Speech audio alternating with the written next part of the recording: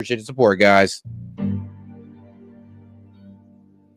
Let's start with some major updates regarding the Charlie Kirk case. First and foremost, what always stood out to us about this shooting was decoy boy, right? We're all on social media. We all watch the news. We have all, whether we wanted to or not, witnessed, thanks to social media and the news, a lot of shootings, whether it's gang related or otherwise. And I have to say, I don't know if I'm the only one, never in my entire life have I seen a situation when a shooting happens and then somebody completely unrelated to the shooting that just happened jumps up and down and says that they did it and gets arrested for saying that they did it, implying that they did it. Well, for whatever reason, George Zinn, who is a 71-year-old man, was moved to do that, right? Instantly. Charlie Kirk gets shot. Suddenly, the 71-year-old man jumps up and creates what is obviously some sort of a distraction. Okay, we have eyes, we can see that. That's not normal. He creates a distraction. So let's just take a look at this clip of him being arrested in the aftermath of the shooting. That's the right to remain silent.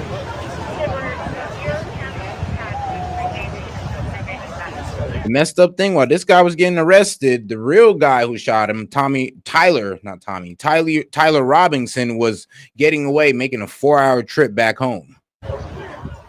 Crazy. Well, now it's about to get even stranger because since he's been arrested, he's now facing charges of obstruction of justice because he didn't do it, right? Why would you do that? Why would you obstruct justice in this manner? And now, in addition to those charges, we learn that he's been harboring images of child abuse, okay? He has kiddie porn. This is the headline. I can't make this up. Man arrested for allegedly faking confession to Charlie Kirk's killing. George Zinn, accused of obstructing justice, was also booked in connection with images on his cell phone related to child abuse, okay? So we learn from this article that after being arrested, the 71-year-old man for this second-degree felony, which is obstruction of justice, he was also, when the police had approached him, he was being weird about giving them his cell phone. Okay, so they took him into custody.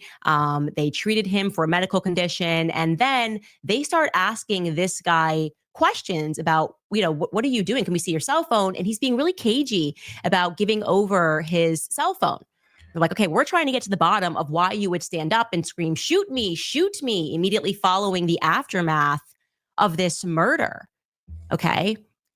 And what they discover is that when asked by an officer, okay, after they figure out that he's not being cooperative, is that he has images. He has images of kiddie porn. There's no other way to say this, of related to child abuse on his cell phone. Now, what does that tell you about this guy? Okay, what does it tell you about George Zinn? Possibly what that signals blackmailed to me about George Zinn is that, one, he's a sick bastard, and two, he could possibly been blackmailed into this, and or three, I don't know. He's just a guy who likes attention, who brought attention to himself at the wrong time. Now he's getting brought up for kiddie porn. I've read a lot about Jeffrey Epstein. I've read a lot about blackmail operations. The people they tend to go after are people who are into children. Full stop. Now, I'm not saying, I obviously, he's just been charged here, so I guess we have to say allegedly, but that's what's coming out now, that they found images on his cell phone. So this guy who is into this sort of thing, we also figure out that in the past, he has given interviews related to September 11th and Al-Qaeda. He is in Utah and he is obstructing justice. And he also happens to have this totally disgusting addiction of some description. I'm assuming it's an addiction, and that's what he's harboring. He's harboring child abuse images on his phone. That's what I'm going to tell you. That's my instinct immediately. I don't like this guy. That is suspect, okay? Something to watch. Now, in terms of this indictment, now that we can formally read the indictment, there's been a lot that's been said that I think a lot of the miscommunication is perhaps coming from Governor Cox. I think he, in and of himself, I probably should look into Governor Cox. I'm not sure why he said some things that are apparently untrue. Maybe he misspoke. I understand there's a lot of pressure when it comes to this investigation. But let's just take us through this indictment. I think it's important for us to go through it so that we can see the setup here of what took place on September 10th. Now, first, they provide basically an overview in this indictment. It's a probable cause statement. They tell us that basically after 33 hours, they really love saying it, 33 hours. I don't know why they keep signaling that to us. On September 11, 2025, when Tyler James Robinson surrendered to police at Washington County Sheriff's Office. That was when it happened.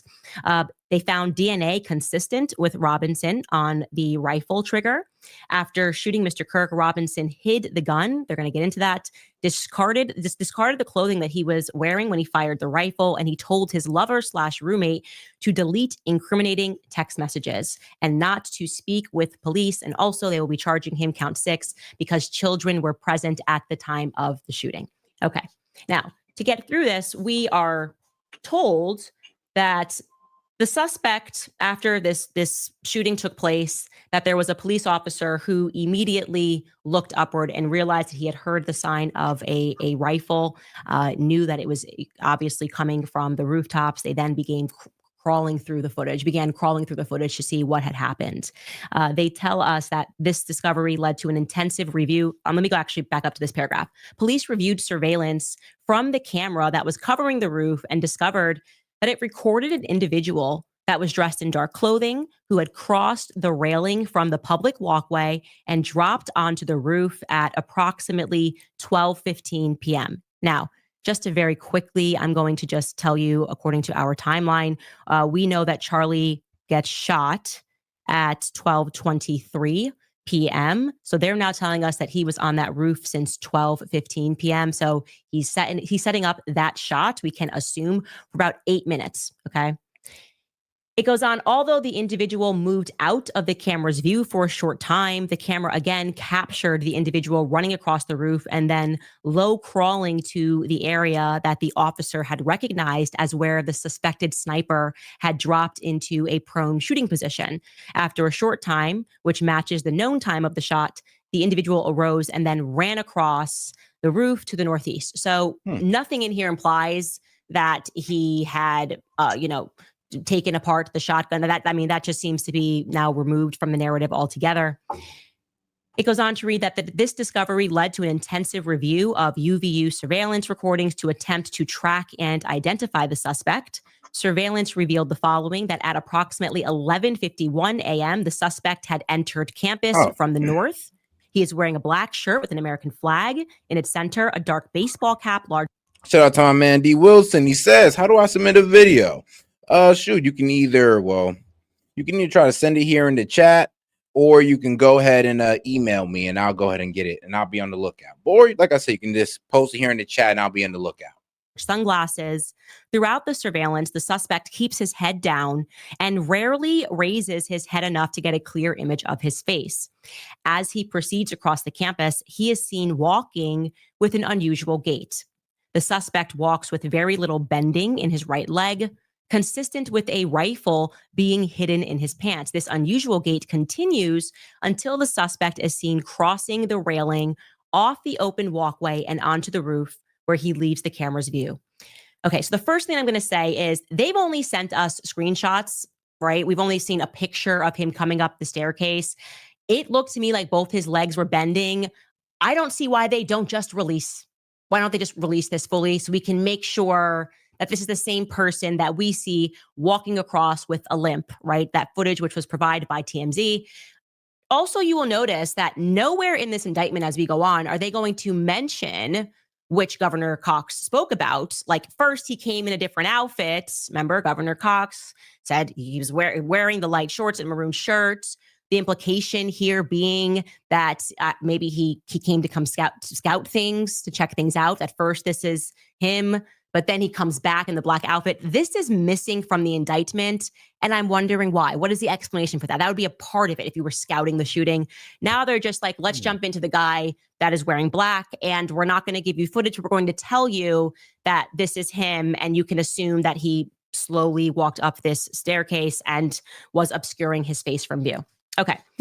Then it tells us that a camera later captures the suspect as he runs across the roof. He gets into the shooting position, and then immediately after the shot was fired, we know that he runs across carrying an item whose shape is consistent with a rifle.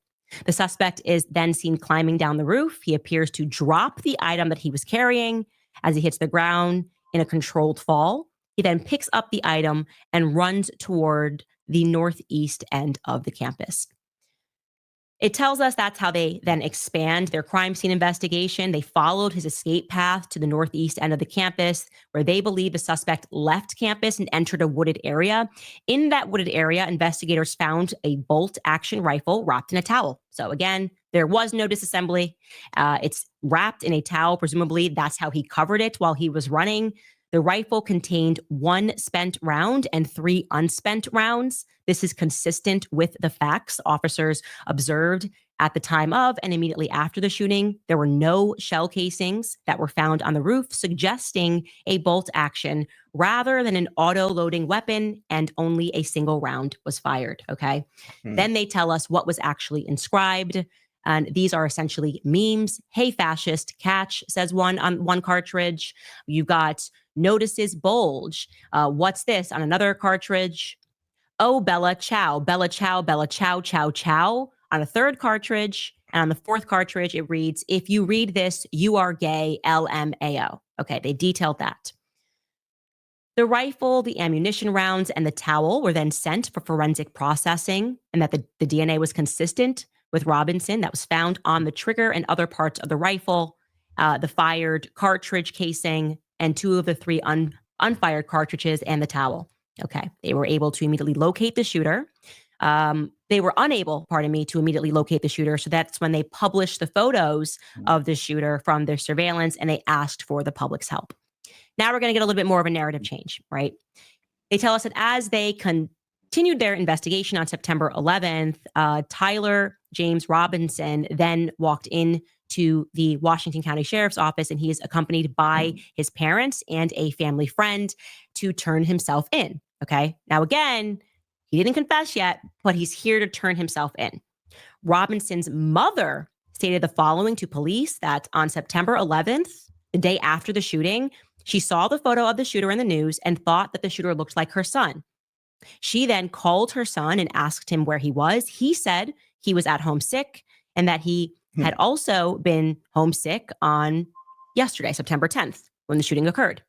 Robinson's mother expressed concern to her husband that the suspected shooter looked like Robinson. So she's calling her husband and she's going, "Hey, this kind of looks like our son." And then his father agrees that looks like their son.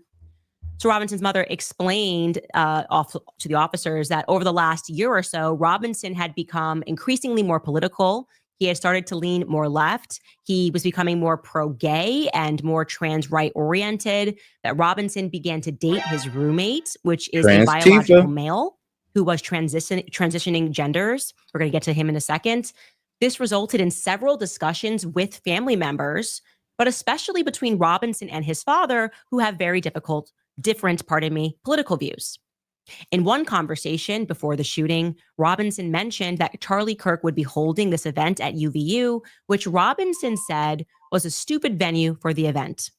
Robinson accused Kirk of spreading hate. Robinson's father reported that when his wife showed him that surveillance image of a suspected shooter in the news, he agreed that it looked like their son. He also believed that the rifle that the police had suspected the shooter had used matched a rifle that was given to his son as a gift. And as a result, he then contacts his son and asks him to send a photo of the rifle that was gifted to him. Robinson did not respond to that.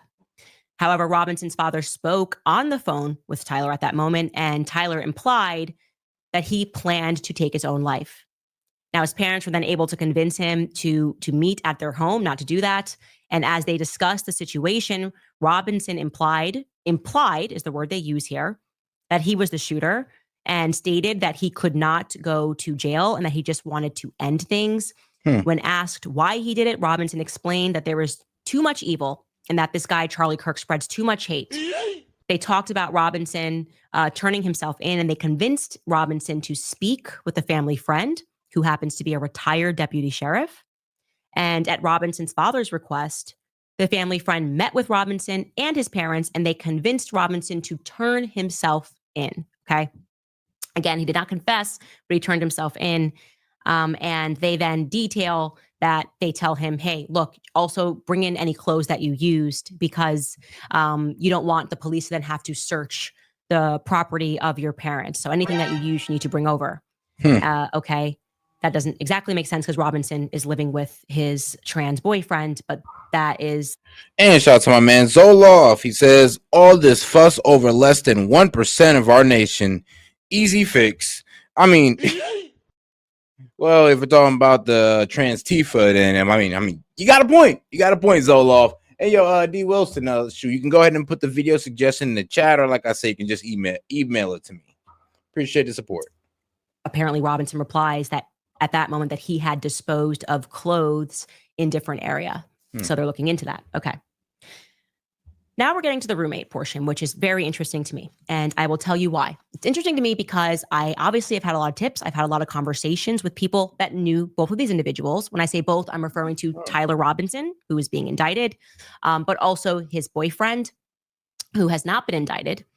And the conversation that I am having is that Tyler's classmates and the neighborhood are very shocked that Tyler would be, first and foremost, involved in this at all. So right away, they told me, no way this guy is wearing the same outfit from 33 hours ago because he was very tidy.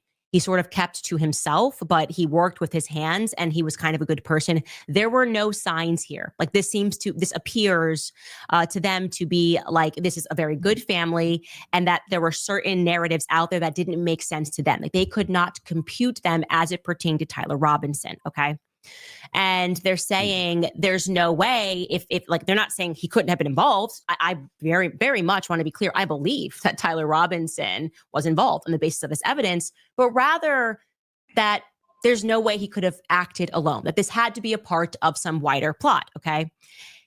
And when I'm speaking to people that are close to this situation, what they are shocked about is the fact that only Tyler could have been arrested because it's a different perspective when it comes to Tyler's trans boyfriend, okay?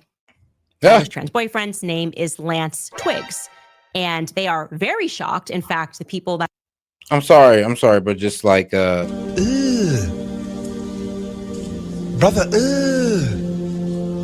what's that? What's that, brother? Boyfriend's name is Lance Twiggs.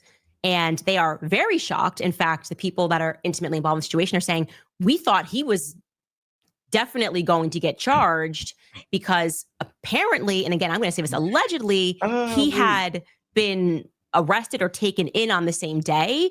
Now, the media narrative is that that guy was being really cooperative. He had nothing to do with anything. Okay, we're going to go through that. And again, I'm going to tell you what his family is saying. I'm referring now to Lance Twiggs. Let's get to what the indictment tells us about him. Police interviewed Robinson's roommate, a biological male who was involved in a romantic relationship with Robinson. The roommate told police that he had received messages from Tyler Robinson about the shooting, and he provided those messages to police. And then it goes on, describing those messages.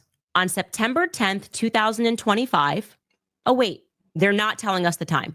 I don't like that. I hope that's just you forgot, but I need to know exactly when you're saying these messages were sent, okay? Because I need to fit them into my timeline, okay? Clearly, on the basis of what I'm about to read, these messages had to have gone out after Charlie Kirk was shot. If I'm using my context clues, my Blues clues to put things together, but they're not clear here. They just say on September 10th, 2025, no time given. The roommate received a text message from Robinson, which said, quote, drop what you are doing and look under my keyboard. The roommate... Reply, I meant mental competency test on the 1%. I mean, yeah, there you go. See, there you go. You know, people out here thought you was wishing violence on trans people. I'm like, nah, not Zoloff. He ain't like that. Like, come on now. Don't do my mans like that. You never know. Oh boy, but hey, come on now, don't jump to conclusions, guys. Lance then looks under his keyboard and he finds a note that states, quote, "I had the opportunity to take out Charlie Kirk and I'm going to take it." The structure, that is weird. I had the opportunity to take out Charlie Kirk and I'm going to take it. Okay. That's just structurally, that's not proper English. Okay. It's either I have, okay, or I had, past tense. Again, not clear. Police found a photograph of this note and the following text exchange then took place. After reading that note, the roommate texts Tyler and he says, "What? You're joking, right?" Robinson writes, "I'm still okay, my love, but I am stuck in a REM for a little while longer yet. Shouldn't be long until I can come home, but I gotta grab my rifle still. To be honest, I had hoped to keep this secret till I died of old age. I am sorry to involve you." The roommate replies, "You weren't the one who did it, right?" Robinson replies, "I am. I'm sorry." The roommate replies, "I thought they caught the person." Robinson replies, "No, they grabbed some crazy old dude that interrogated someone in similar clothing. I had planned to grab my rifle from my drop point shortly after, but most of that side of town got locked down. It's quiet, almost enough to get out, but there's one vehicle still lingering." The roommate says, "Why?" Robinson says, "Why did I do it?" Roommate says, "Yeah." Robinson says, "I had enough of his hatred. Some Bro, hate can't be negotiated out. If I am can't be able to grab my negotiated. rifle unseen, It's crazy. I will have left no..." Can't be negotiated, but he was out there, well, debating and pretty much negotiating it. Like, hey, if you could prove him wrong, maybe you could have changed Charlie Kirk's mind. But I mean, hey, and the left pretty much, well, I ain't gonna say the left, but apparently that guy, he don't really believe in, a healthy debate. Like Monty said, he could have put that gun down, went down there and actually talked to Charlie instead of taking that shot. And he might have walked back with a different perspective. no evidence. I They're don't know. going to attempt to retrieve I'll it change the again. mind. Hopefully, they have moved on. I haven't seen anything about them finding it. The roommate says, "How long have you been planning this?" Robinson says, "A bit over a week, I believe. I can get close to it," referring to the rifle, "but there's a squad car parked right by it. I think they already swept that spot, but I don't want to chance it." Robinson says, "I'm wishing I had circled back and grabbed it as soon as I got to my vehicle. I'm worried what my old man would do if I didn't bring back Grandpa's rifle. I don't know if it had a serial number, but it wouldn't trace to me. I worry about prints. I had to leave it in a bush where I changed outfits. Didn't have the ability or time to bring it with. I might have to abandon it and hopefully they don't find prints. How the F will I explain losing it to my old man? Only thing I left was the rifle wrapped in a towel." What? You're worried about explaining losing the rifle to your father, not worried that you left Well, the rifle and therefore it's obviously going to be found out. yep. Like the only thing that you left was the murder weapon. Well, once the father kind of, found out about the shooting, he did ask his son, like, yo, send me a picture of that rifle right now. Like, let me know you got it in your possession. And, well, obviously, he didn't send his father anything back. This is weird. This chain is weird to me. It's weird to me that we don't know what time. I don't know what he means. Where is he stuck here, guys? Do you have a clue here? "I'm stuck in a REM for a little while longer. It shouldn't be long until I can come home." Is it a typo? I should have asked you guys. Okay, that's the town. Okay, that's the town. "I'm stuck here for a little while longer. It shouldn't be long until I can come home, but I gotta grab my rifle still." So is this happening during lockdown? He tells him to check under and to see, check under quickly and see, and I took care of it, and he's where?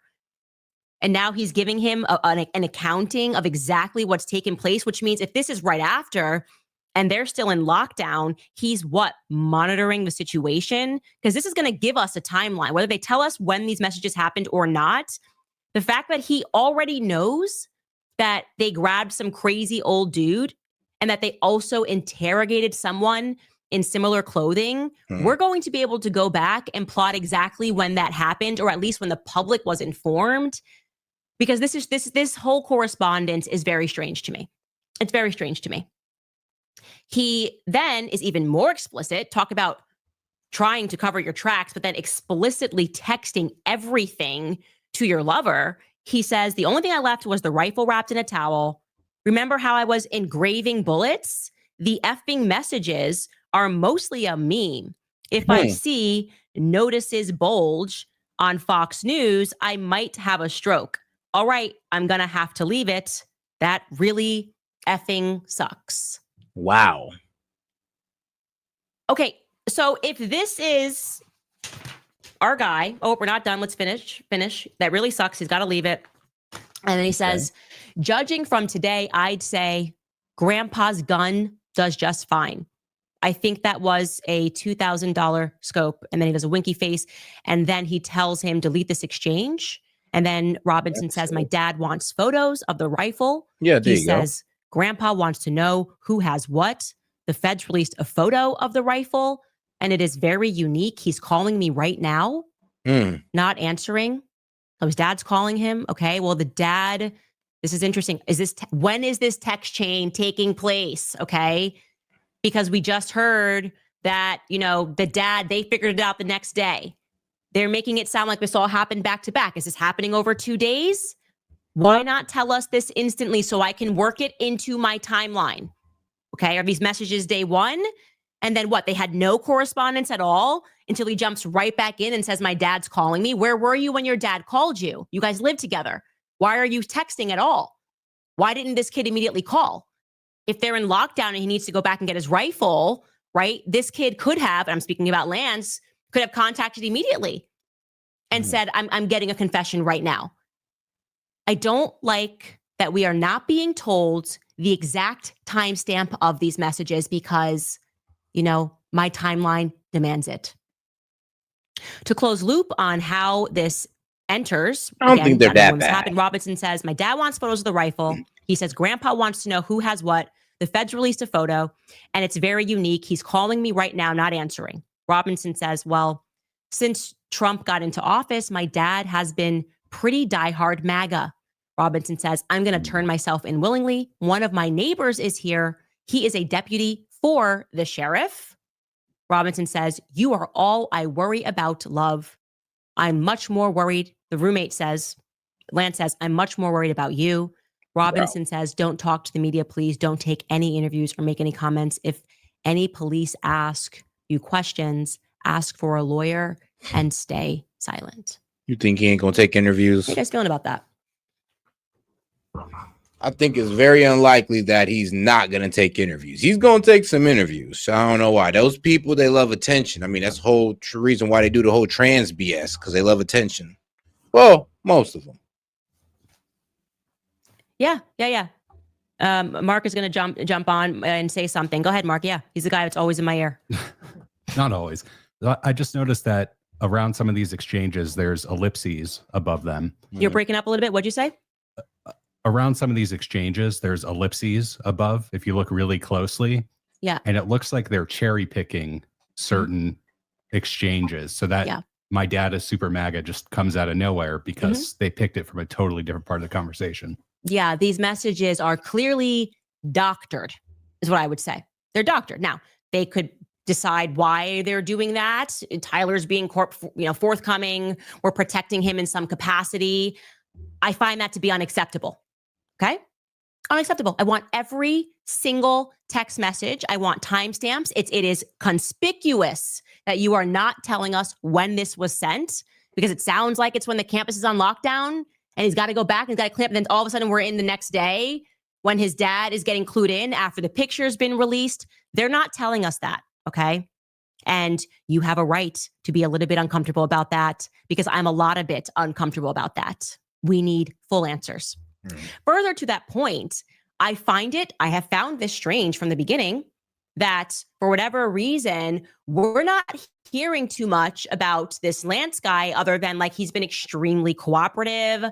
He's handed over his messages. I'm not implying that Lance was involved. I am implying that it's weird that we're not hearing more about him, right? You're telling me he lived with the guy. You're telling me us now that he's been texting with the guy about his plans. They're in love. Is nobody interested in learning more about this character? Okay, so Tyler's people are saying Tyler's a good kid. People around Tyler, classmates are telling me he's a good kid. So I mean, yeah, let's be real. We should want more questions about this guy, Lance, because, well, one, Tyler was raised in a conservative household. We know, and I'm pretty sure Lance has something to do with his radicalization. Of course, his own fault as well. Probably went down the wrong internet rabbit holes, but then met up with Lance, and now he got this transgender, well, wannabe transgender boyfriend. So, yeah, we'd have to also talk to Lance too. And according to Lance's family members and close relatives, he had a deep hatred for, well, Christians and conservatives. I mean, don't they all? Don't they all? Well, I would like to think not all of them, but it does seem like most of them do. go into our tips box, and it turns out that actually Lance Twiggs' family has tried to reach out to me over the weekend. Obviously, I was in a very aggrieved state, and I was not prepared to even accept that Charlie Kirk was not on this earth. Okay. And I realized that they're saying to me, like, we want to speak with you. And there's more than one family member that has reached out because we trust you and we don't trust the media. Good by me. They are, it sounds to me, a very good family. They're absolutely horrified by what has happened. And they are similarly perplexed by there not being more out there about the person he was living with, especially because what they told me, and I can tell you this exclusively, is that the house that Tyler Robinson was living in with Lance is owned by them. Tyler Robinson is paying rent to them. Okay. So they know Lance, obviously, and I'm going to cushion this with allegedly. It isn't allegedly that this is his family members telling me these details, but it is definitely, allegedly what they say. And so we can hear both sides. Okay. I'm going to pull this up because I took notes regarding Lance because I want to know everything. Okay.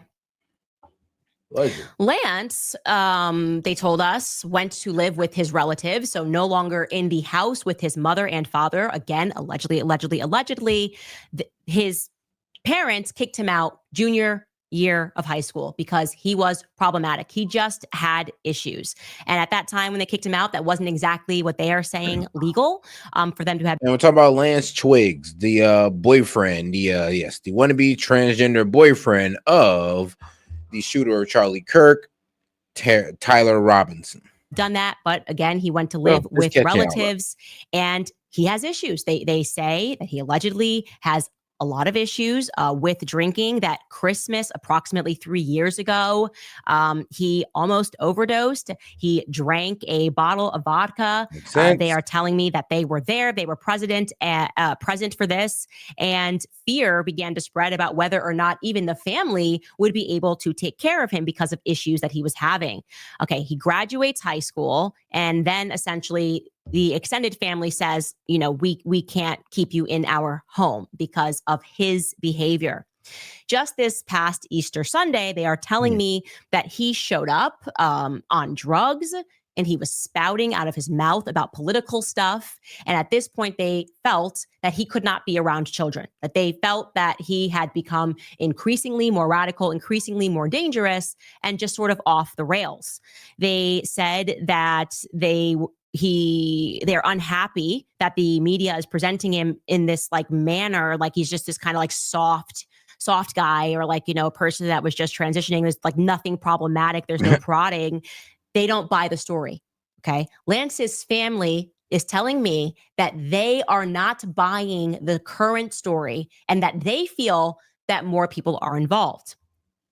First and foremost, they say that a lot of information should be able to be discerned by his devices because he was, according to them, deep web. Okay. This is the person that is deep on the internet. They said that he was quite reclusive, that he was always on his devices, that he's always on the web. All them rabbit holes and all those groups he ain't had no business being in. And that there should be more information that comes from there. Okay. He turned 22, they told me, back in August, and that he was, as I said, very into this dark web stuff. I asked what he was doing for work. Like, how are they even able to pay you guys rent? And they told me that he was doing some plumbing work with somebody else in the family. They told us that Tyler and him had been living together for at least a year. that they had not met Tyler, despite the fact that Lance had wanted to foster that meeting, that the two of them, this couple, Tyler and Lance, were living in that townhome that is owned by Lance's family, and that Tyler was paying rent to Lance. And Lance then, of course, was forwarding that payment to them. Now, I had asked them about another persistent rumor that is arriving in my inbox, which people are saying who live in the neighborhood that they noticed some unusual traffic. And this individual family member said to me, yup, we are hearing the exact same thing, that they would prod that narrative further. But there was I mean, all that traffic. Let's see, transgender. Well, no, I'm gonna leave transgender part. Let's add in the furry element. Yeah, I think the furry element probably makes up for all the late night traffic. I know, right? some unusual traffic, a lot of cars that were seen out. Well, I hope these people ain't riding around broad day in this animal get up BS. I hope that's not what they're doing. You really hope. Side leading up to the shooting, in the days I ain't before never the seen shooting them. or the week before this shooting. I'll straighten out that timeline for you and get real specific, because I will pin down when exactly this was happening. But leading up to the shooting, that there were unusual traffic in the driveway where Tyler Robinson and Lance lived. Cars that were not recognized in the neighborhood. This was not a couple that hosted people. It wasn't like they were expecting them to have parties. And so other people are saying that that is something that struck them as odd. There was unusual traffic at this house in the weeks leading up to this shooting. And again, I will perfect that timeline of exactly when. And I have gone out to people for evidence of that. But there were apparently lots of different license plates, and it therefore caused a little neighborhood, kerfluffle, because other people were not able to park their cars because there were so many people that were at this house. Unusual traffic. Again, we are prodding that narrative. We are taking a look at everybody, because if I don't feel good about what we're hearing, okay, and Lance Twig's family doesn't feel good about what we're hearing, and we've got Decoy Boy, who's apparently involved in some deep internet stuff, I would say. It's a fair way to describe it. Decoy Boy, okay, George Zinn. There's more people involved. I mean, dude walking around with, child abuse videos on his phone. This is the old guy who was pretty much being used as a decoy, or who made himself a decoy out of nowhere. While Tyler Robinson got away clean and made a 4-hour drive all the way back home. That's what I'm going to say to you guys. There is very clearly more people involved. Okay. This feels to me like a conspiracy. And am I emotionally invested in this? Yes. Somebody said something. Obviously. You're unstable. Yeah, you know what? You're right. I have been destabilized by watching Charlie Kirk catch a bullet in his neck and then being gaslit and told nothing to see here. We've got people all around him that are telling little lies. I don't like this. Okay. This doesn't feel clean to me. I need timestamps. If you're going to be transparent, be transparent. I'm not saying that you're being dishonest, that you have these text messages. I am saying that I need them in my timeline. Okay. And it is just weird that you're giving exact times about certain things, and then suddenly you're like, you know what? We don't need to be so exact anymore, and we can just extrapolate what we need to tell the public a certain narrative. Okay, we the public don't need a narrative. We need every single plausible detail if we are ever going to regain any trust in the authorities. Post Epstein world. Okay, we're living in a post Epstein world. It doesn't fly with us. That's not it, you guys. I have more to tell you. I am going to, I guess, at first, let's get through some ads, and we're going to get into Bill Ackman's, I don't even know how to describe it. It's just wandering excuse or wandering answer to our episode yesterday, which really didn't say anything. And I've got more people reaching out. Promo code Candace. Okay, so I want to be very clear here. No one, and I mean absolutely no one, outside of my husband and Erica Kirk, has the power to shut me up right now. That's it. 2 people. If you got to make an appeal, you got to go to them. Okay. That's what I just said is meant to be a dig to the donors that are making frantic calls, trying to politic this situation under control because they know I'm telling the truth. Okay. frantic calls from Seth Dillon. Oh my God.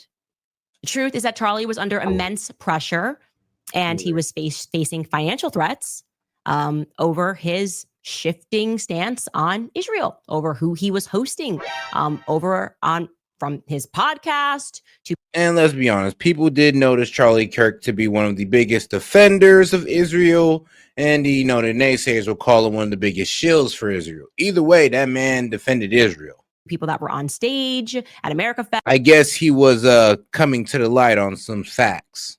Dave Smith, Tucker Carlson. That is reality, my friend. Which, like I say, over here, man, we don't hate Israel. We just hate the Netanyahu regime that's, controlling Israel right as of now. The Likud party. Like, get those guys out of power and put some more sensible people in there. Again, want those people to know your money means nothing to me. I already said no to it. That's why I don't care to be in those circles. Make me persona non grata. I know what I did wrong. I looked you in your face and I said no to your money. Okay. Don't push me or I will name more names. Okay. What happens in the Hamptons is not going to stay in the Hamptons. Okay. Bring in our movie poster. I know what you did this summer. Okay. Got to add Josh Hammer's face to that poster as well, because suddenly everybody's talking. So let's buckle up for some more indisputable facts. Okay. People that were at this weekend soiree, in which Aaron Wexler sent out some of the invitations to, they're confirming that Charlie was pressed. Now, this was a multi-day weekend, but they're all like, at every layer, Charlie was facing pressure, questions from Seth Dillon. There's no way around that truth, that they were not happy with his position, his modified position. I have it on first-person account that on the first day of the retreat, of which there were smaller meetings that took place, and then the retreat itself, Charlie presented and he explained that he felt that it was wrong that he couldn't publicly criticize Israel. He apparently used an example that if he tweeted, and again, we're riffing here, but something along the lines of, Charlie said, if I tweeted, I think that Bibi Netanyahu should resign, that he would then be unfairly attacked. And Seth Dillon then allegedly, he pipes up and goes back and forth with him quite aggressively, saying because that would be anti-Semitic. Yeah. I heard that after Charlie left, Josh Hammer was upset. I mean, hey, man, you and me both. It does seem like anytime you try to throw any harsh criticism towards Israel or really the Israeli government, you kind of got hit with the anti-Semitic label. And I couldn't understand for the life of me. I thought I was just, accurately calling out what I was seeing. But apparently what I was seeing was anti-Semitism, I guess. Yes, I was seeing anti-Semitism, and that's what I was preaching, apparently, right? Right.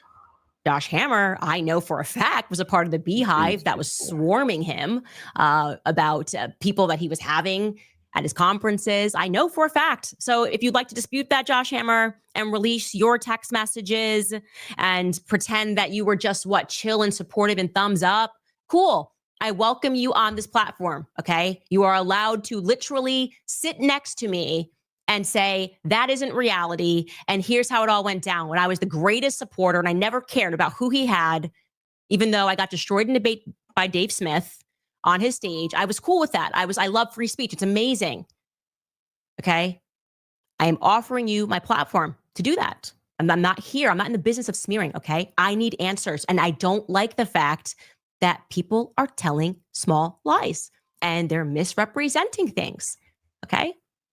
Now, as I have said multiple times, what I am uncovering here is a response to what I feel was a severe misrepresentation by Bibi and his echo here in America, of which I would say Josh Hammer and Seth Dillon are part of that echo. Okay.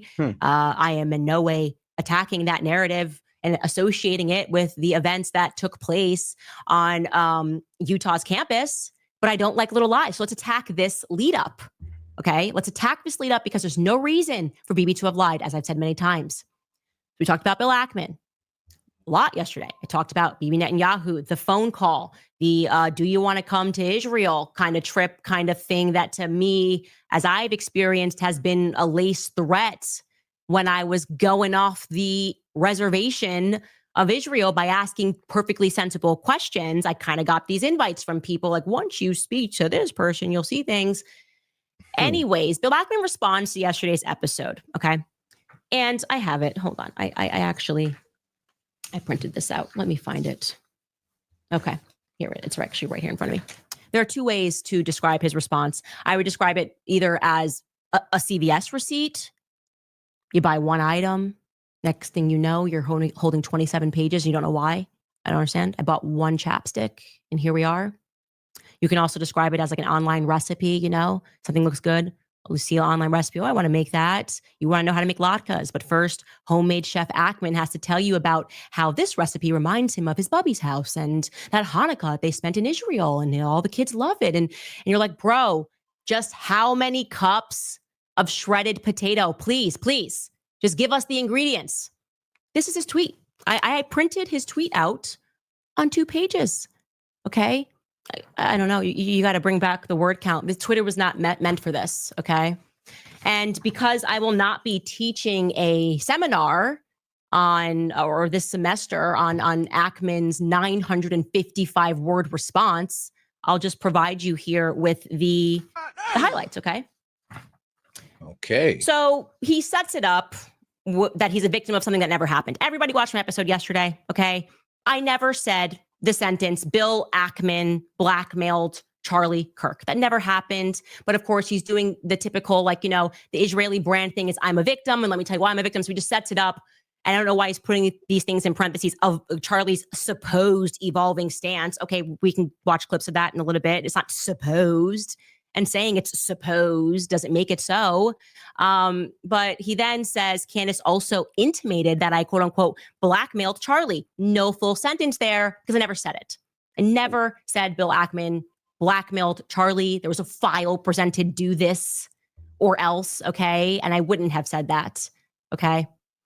The first 5 paragraphs of this never-ending tweet are regarding how he met Charlie, which is not something that was ever in contention, okay? I followed Charlie Kirk on X. I admired him. I connected him. DMs, May of this year, expressed interest. We got on Zoom. We talked to this on Zoom. Blah, blah, blah, blah, blah. Okay, you can just delete it. Nobody cares. Not a single person cares. He then takes us through how the weekend event came together, and he even provides us with a detailed itinerary of that event. I mean, I don't know if you needed to hear the itinerary. He gets so. Oh no, that could have been a possible emotional response. Him just reflecting on Charlie Kirk's life. It doesn't have to be framed as like a cover story. So detailed could be though. Could be. That he even has this sentence here where he wants us to know that it was even, quote unquote, punctuated by meals. Oh, okay. That's good to know that the event, those who attended it, the sessions were punctuated by meals. Okay. I don't care, Bill. I literally don't care at all what you ate. I understand there was an itinerary. I just don't care. Conspicuously missing. Okay. And then kind of wraps it up. And he's like, in short, this was not an intervention to blackmail Charlie into adopting certain views on Israel. It was nothing of the sort. Okay, buddy, I never said you blackmailed Charlie. I asked you if this moment happened. I asked you about Bibi Netanyahu. I asked you about whether or not there was pressure that was put on Charlie, which the attendees themselves are telling me that this happened. Okay, so what's going on here? Also, it's rather conspicuous given yesterday's episode. And of course, he had a big timing in here. Like, I shouldn't even respond to her. She's so widow. Widow. I just love billionaires, right? They're just so full of themselves. Their arrogance matches their bank accounts. Like, oh, we should all be like, oh, he's got billions. Let's just take it. Let's just, well, he couldn't do anything wrong. Yeah, you need to answer basic questions. And we gave you an opportunity to do that. Conspicuously missing is you not addressing whether or not Charlie was offered more money and funding from Bibi Netanyahu. Could you help us out? Whether or not Bibi Netanyahu invited him to Israel as a last-ditch effort to reaffirm his support for Israel. Or if, as I asserted, and as I maintain, Charlie was being pressured throughout this event about his viewpoints on Israel, and to him, he reflected that this felt like an intervention. Okay? Can you answer those basic questions? That would be great. Like I said, it's interesting. I didn't even mention Bibi Netanyahu at all.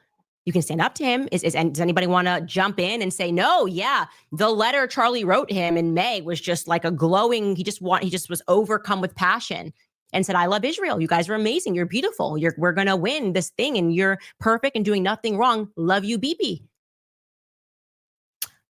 I just find that weird that no one wants to address the substance of the claims here, whether or not maybe Bill himself has an opinion on whether Bibi lied by severe omission when he mentioned his last correspondences with Charlie. Because I feel like if Charlie said, I don't want to go to Israel, maybe don't bring up, I just invited him. I guess if it was friendly and everything was great and he was just going to come out, and sadly, he won't be able to make it out here.